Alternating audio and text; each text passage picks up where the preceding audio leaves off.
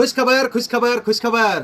ज्या गोष्टीची अनेक दिवसापासून महाराष्ट्रातील खूप विद्यार्थी वाट पाहत होते त्या गोष्टीची सुरुवात आता त्या ठिकाणी झालेली आहे. बघा, महाट्रान्सकोच्या सिनियर टेक्निशियन 1 आणि टेक्निशियन 2च्या विद्यार्थ्यांना कागदपत्र पडताळणीसाठी आता बोलवण्यात आलेलं आहे.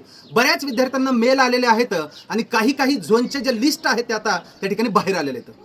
विद्यार्थी मित्रांनो, बरेच विद्यार्थी आता म्हणत असतील की सर आम्ही तर विद्युत सहाय्यकचा वेट करत होतो आणि हे तर दुसरंच आलं. पण मित्रांनो, एक लक्षात ठेवा, आपण जे प्रयत्न सगळ्या पद्धतीनं सगळेच जण मिळून करत आहोत ह्याची ही सुरुवात झालेली. एकदा सुरुवात होणं गरजेचं असते. याच्यानंतर त्या मुद्द्याला नक्की शासन मनावर घेईल असं आपल्या सर्वांना अपेक्षित आहेच. समजा दुर्दैवानं नाहीच त्यांनी मनावर घेतलं तर आपण तर ठरवलेलंच आहे, आता पुढचं टार्गेट इकडं तिकडं नाही तर डायरेक्ट हेड ऑफिस मुंबई प्रकाशगंगाला जाऊन धुपन आणि धुरळा अख्ख्या महाराष्ट्रातले सगळे इलेक्ट्रिकल क्षेत्रातले ITI पॉलिटेक्निक आणि इंजिनिअरिंगचे सर्वच विद्यार्थी, मग त्यामध्ये महावितरणचे अनेक मुद्दे आहेत जे की तिसरी सिलेक्शन लिस्ट आपण विद्युत सहाय्यकची म्हणू शकतो. असिस्टंट इंजिनिअरचे आहेत.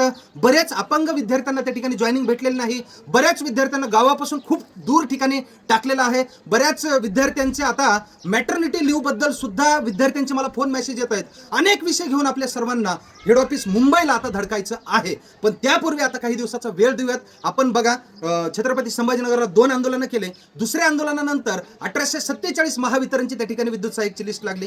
त्यानंतर आपण मेघनाताई बोर्डीकर जे ऊर्जा राज्यमंत्री आहेत त्यांच्या घरावरती सेल्युलर आंदोलन केलं. त्याच्यानंतर लईच मोठं तगडं आंदोलन विधान भवनावरती आपण डायरेक्टली अधिवेशनावरती मोर्चा धडकावला आणि नागपूर येथे सुद्धा जंगी आंदोलन करून सगळे जेवढे मुद्दे विद्यार्थ्यांच्या विरोधात होत आहेत किंवा विद्यार्थ्यांवर अन्याय होणार आहेत असे सर्वच मुद्दे त्या ठिकाणी त्यांच्या कानावर घातले. प्रत्येक वेळी निवेदनात दिले तर प्रत्येक वेळी त्यांच्याकडून कसं हे विषय स्पीडअप होतील याच्यासाठी प्रयत्न केलेले आहेत. मग आता महाट्रान्सको पासून सुरुवात झालेली, मग ह्या पदांपासून सुरुवात झाली, मग विद्युत सहाय्यक सुद्धा होतील आणि महावितरणचे अनेक विद्यार्थी पुन्हा महाट्रान्सकोला येतील आणि तिकडले पोझिशन त्या ठिकाणी जास्त होतील आणि जास्तीत जास्त विद्यार्थ्यांना महावितरणमध्ये सुद्धा येईवाले असतील, विद्युत सहाय्यक असतील की अन्य सर्व पदं असतील याच्यासाठी आपण त्या ठिकाणी प्रयत्न करतच आहोत. पुढे आपण प्रयत्न करणार आहेत.